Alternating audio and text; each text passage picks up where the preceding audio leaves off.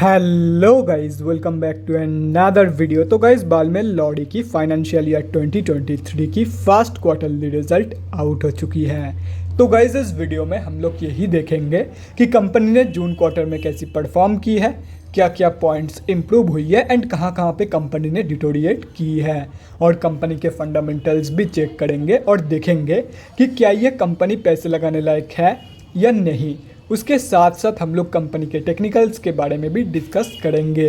तो गाइस, बिना time waste किए कंपनी की फंडामेंटल एनालिसिस करते हुए वीडियो को शुरू करते हैं। तो गाइस, अगर इस कंपनी के बिजनेस के बारे में डिस्कस करें तो बहुत ही ज़्यादा फैला हुआ बिजनेस है इस कंपनी का। This company is engaged in the business of industrial packaging, greases and lubricants, leather chemicals, logistic service and infrastructure, refinery and oil field and travel and vacation services in India. ये company both BSE and NSE में listed है। और अगर इस company के कुछ important figures के बारे में डिस्कस करें तो 1983 करोड़ की है कंपनी की मार्केट कैप, अप्रॉक्सीमेटली 13 की PE है, 8.91% है कंपनी की ROCE एंड 8.61% है कंपनी की return on equity. Last 6 months की रिटर्न नेगेटिव में जा चुकी है, नेगेटिव बाई 8.16%। एंड लास्ट 3 साल की जो सेल्स ग्रोथ है वो 5.07% के आसपास निकल के आ रही है। बुक वैल्यू से काफ़ी ऊपर ट्रेड कर रही है, डिविडेंड यील्ड 5.61% है एंड फेस वैल्यू 10 रुपये की है। अभी अगर इस कंपनी की जून क्वार्टरली की रिजल्ट के बारे में डिस्कस करें तो गाइस, जून 2022 की क्वार्टर की अनऑडिटेड कंसोलिडेटेड फाइनेंशियल रिजल्ट आप लोगों के सामने हैं। एंड यहाँ पे जितने भी सारे फिगर्स हैं वो सब लैक्स में दिया हुआ है, लेकिन डोंट वरी अबाउट इट, क्योंकि मैं हर एक फिगर्स को क्रोर्स में कन्वर्ट करने के बाद ही आप लोगों को बताऊंगा ताकि आप लोगों को भी समझने में आसानी हो। तो गाइस, सबसे पहले कंपनी की इनकम चेक करते हैं। तो जून 2022 की क्वार्टर में कंपनी ने अप्रॉक्सीमेटली 656 करोड़ की इनकम जनरेट किया है। और अगर ये मार्च 2022 की क्वार्टर एंड जून 2021 की क्वार्टर से कंपेयर किया जाए तो मार्च 2022 की क्वार्टर में कंपनी ने अप्रॉक्सीमेटली 591 करोड़ की इनकम जनरेट किया था एंड जून 2021 की क्वार्टर में 496 करोड़ की इनकम। तो ईयर ऑन ईयर बेसिस पे and quarter on quarter basis पे दोनों में ही कंपनी ने एक हेल्दी इनकम ग्रोथ दिखाई है इन जून 2022 की क्वार्टर। अभी अगर कंपनी की नेट प्रॉफिट मतलब प्रॉफिट आफ्टर टैक्स के बारे में डिस्कस करें तो जून 2022 की क्वार्टर में कंपनी ने अप्रॉक्सीमेटली 55 करोड़ की प्रॉफिट पोस्ट किया है। मार्च 2022 की क्वार्टर में कंपनी ने अप्रॉक्सीमेटली 46 करोड़ की प्रॉफिट पोस्ट किया था एंड जून 2021 की क्वार्टर में अप्रॉक्सीमेटली 36 करोड़ की प्रॉफिट। तो again year on year basis पे and quarter on quarter basis पे कंपनी ने एक हेल्दी प्रॉफिट ग्रोथ यहाँ पे दिखाई है, एक हेल्दी इनकम ग्रोथ की तरह ही। अभी अगर कंपनी की EPS मतलब अर्निंग पर शेयर के बारे में डिस्कस करें तो EPS की जो ग्रोथ है वो भी profit growth and income growth की तरह ही है, जैसे कि यहाँ पे आप लोग देख सकते हो। EPS में भी कंपनी ने एक हेल्दी इनकम ग्रोथ दिखाई है in both year on year basis and quarter on quarter basis. तो अगर ओवरऑल देखा जाए तो ये एक एंटायरली प्रॉफिटेबल कंपनी है एंड जून क्वार्टर में कंपनी ने अच्छा खासा परफॉर्मेंस यहाँ पे दिया है। हर एक जगह पे कंपनी ने पॉजिटिव ग्रोथ ही दिखाई है, कहीं पे ज़्यादा कहीं पे कम, लेकिन हर एक जगह पे कंपनी ने पॉजिटिव ग्रोथ ही मेंटेन करी है। तो गाइज, अभी अगर कंपनी के बैलेंस शीट के हेल्थ के बारे में डिस्कस करें, फाइनेंशियल ईयर 2022 में कंपनी की रिजर्व इंक्रीज हुई है एंड डेट रिड्यूस हुई है, जो कि किसी भी कंपनी के लिए बहुत ही ज़बरदस्त है। मतलब बैलेंस शीट की हेल्थ इंप्रूव हुई है इन FY 2022।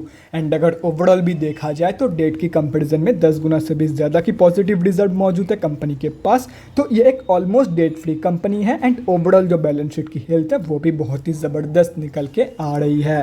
अभी अगर कंपनी के कैश फ्लोज के बारे में डिस्कस करें तो कैश फ्लोज की जो कंडीशन है वो डिटोरिएट हुई है इन FY 2022।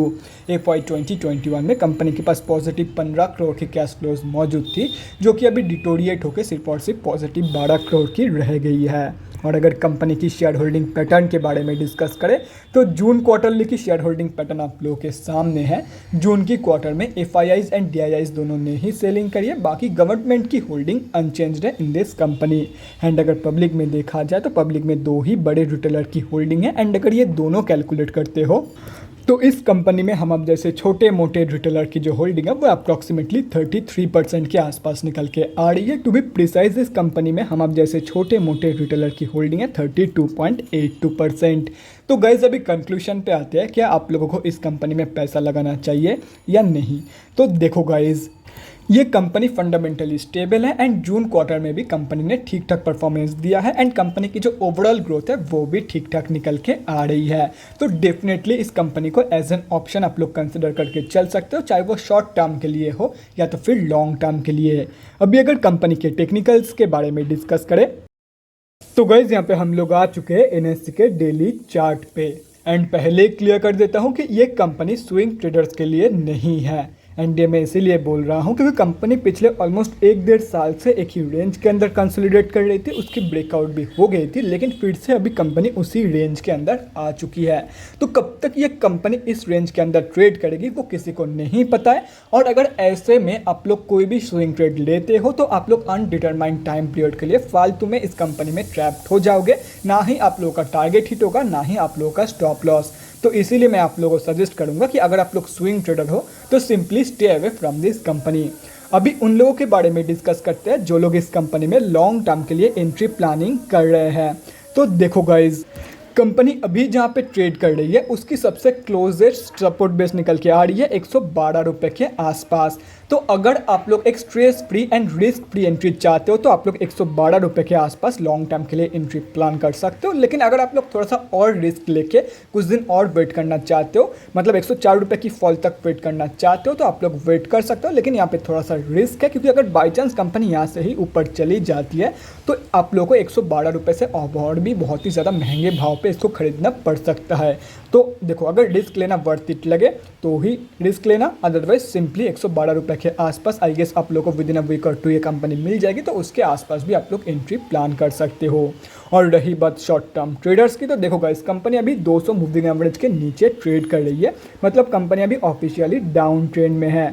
तो जब तक ये कंपनी 200 मूविंग एवरेज के नीचे रहेगी तब तक आप लोगों को इस कंपनी में कोई भी शॉर्ट टर्म ट्रेड प्लान नहीं करना है। एक बार इस कंपनी को सक्सेसफुली डेली बेसिस पे 200 मूविंग एवरेज के ऊपर क्लोजिंग करने दो, उसके बाद ही शॉर्ट टर्म ट्रेड प्लान करना इन दिस कंपनी।